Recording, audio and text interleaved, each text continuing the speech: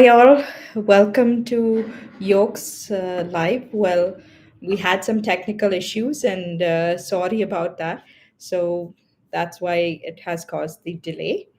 And thank you all for taking the time to be with us here. So today we will be uh, looking at open work permits. So once again, welcome all and hope you're all having a good day. And we will look at how to go about to apply for the open work permit for family members of foreign workers. And my name is Liz Matthew. I'm the regulated Canadian immigration consultant. If you have any questions, leave your questions in the chat and we will go through them in the end. Um, and let's move on with the video. I will be sharing the slide.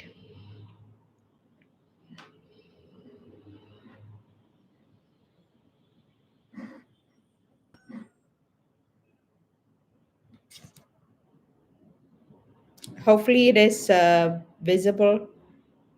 If somebody can just respond in the chat if you're able to see the slide.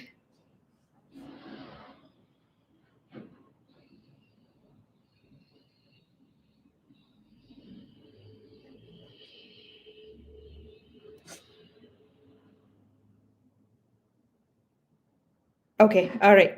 Thank you. Okay, so we will be looking at open work permits. And so, what is open work permit and who can apply for the open work permit? Open work permit basically is for family members, which includes spouses or common law partners. The spouse or common law partner does not require a job offer. So, if you are applying for your open work permit, you being the applicant do not require the a job offer, and the duration of the open work permit for family members is the same as the foreign worker status duration. So say if the foreign worker is on an LMIA work permit or a postgraduate work permit, the same duration will be applicable for the spouse of the common law partner provided their passport is valid.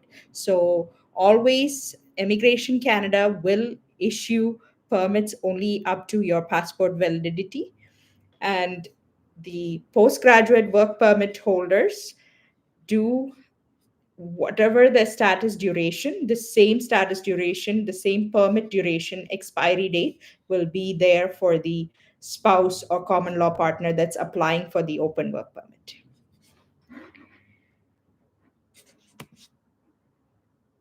So who can apply? It has been quite competitive recently after the lot of changes has been implemented by Immigration Canada to apply for the open work permit.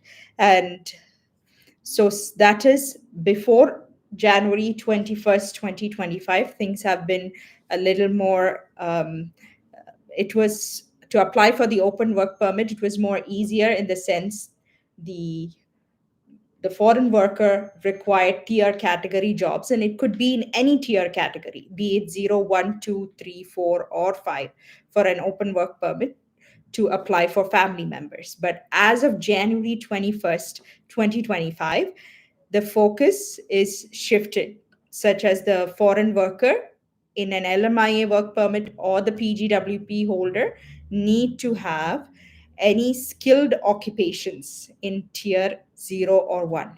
So what type of jobs are in tier 0 and 1 is mainly management occupations, which is tier 0, or tier 1 is basically occupations that usually require a university degree.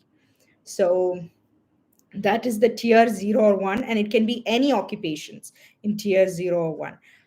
Also, for select skilled, high skilled occupations in tier 2 also can be used by the foreign worker who is on a PGWP or LMIA. They can have a tier 2 high skilled occupation or a tier 3 high skilled occupation as well, but it needs to be one of them in the list. They have a list that is on the IRCC's website, where it's mainly in the trade, the health category occupations, and only specific NOC codes. You need to have a job in that specific occupation, or it can be any tier 0 or 1. And the list for tier 2 and tier 3 is quite long. That's why it is not here. And to make sure you do have an employment in the right tier category to apply for the permit for your spouse or common law partner, it's very important to be noted, as if you do not um, have a proper tier category job, chances of getting your open work permit rejected for your family member is quite high. And also, let's look at what are the requirements. Basically, the foreign worker needs to have a full time job, at least 30 hours per week in the specific tier occupation. So, there are cases where your pay stubs might be saying you are a full time employee having more than 30 hours per week, but your employment letter doesn't reflect it. So IRCC is getting very specific on this criteria, as they are even requesting additional documents at this time while going through the application. And they are asking for latest employment letters and pay stubs to confirm it is the same while the application is submitted and when the officer is looking at the application. So this has been happening. So make sure you do have proper documentation, as it is uh, quite required. Yeah.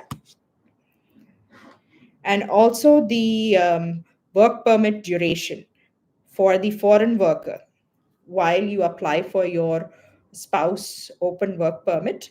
It is a requirement that when submitting for an open work permit of family members, the foreign worker can work in Canada for at least 16 months at the time of application submission. If the PGWP holder or LMIA work permit holder has a shorter duration of permit, unfortunately, the family member's permit will be rejected. So that is one of the new changes that has been implemented. So just to put it all together, the new changes that has come up is the tier category job, the specific tier category job, the tier 2 or tier 3 that has to come in the list, and also any occupation in a tier 0 or 1 category job. So management levels is, or any kind of managerial positions are tier 0 and 1 category. So make sure you have an occupation in that, or any tier 2 or tier category as per the listed NOC codes. And also 16 months duration for the foreign worker is a requirement when you put in the application for your spouse or common law partner, because that, if it is shorter than that, chances of getting rejection is higher. Okay, so that's basically what this presentation is all about. Um, and leave in your questions. Thank you for tuning in. And also, I'd like to suggest you some other alternatives for your open work permit for family members. So there, I do know a lot of people are very stressed out. Okay, what if I'm not able to get a tier 0, 1 or tier 2 or 3 occupations? What are my some of my alternatives? So some of the alternatives are, if you being the foreign worker and you are not able to find a job.